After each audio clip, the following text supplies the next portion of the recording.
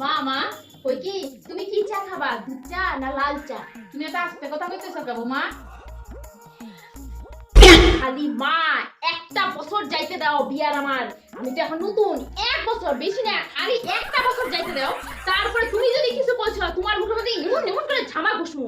আর তোমার ছেলে যদি আমার মুখের উপর দিয়ে একটা কথা বলছে তারপরে তার একদম 12টা বাজাবো। আর তোমার বেটি যদি 2 দিন পর পর বাপের বাড়িতে আসে তার অবস্থা খারাপ হবে। আর তোমার বাড়ির যত গোষ্ঠী আছে, আমার কাকা শ্বশুর জ্যাঠা শ্বশুর আমার দেওয়ার ননদ ভাসুর যে আছে, সে যদি আমার মুখের দিয়ে উপর দিয়ে একটা কথা বলছে তারপরে তার অবস্থা দেখবা আমি তার কি করি। একটা মুখের মধ্যে এমন করে ঝামা ঘুষমু, ঠিক আছে? খালি কিছু কইতেছি না, কারণ আমি তো সংস্কারী মা। আমার মা আমাকে শিখায় পাঠাইছে যে তুই তো নতুন বউ, বাড়িতে কোকিল সুরে কথা বলবি, নতুন নতুন কোনো রকম খারাপ ব্যবহার তাই শ্বশুরবাড়ির লোকের সাথে করবি না। তাই আমি তোমার সাথে ভালো ব্যবহার করতেছি মা।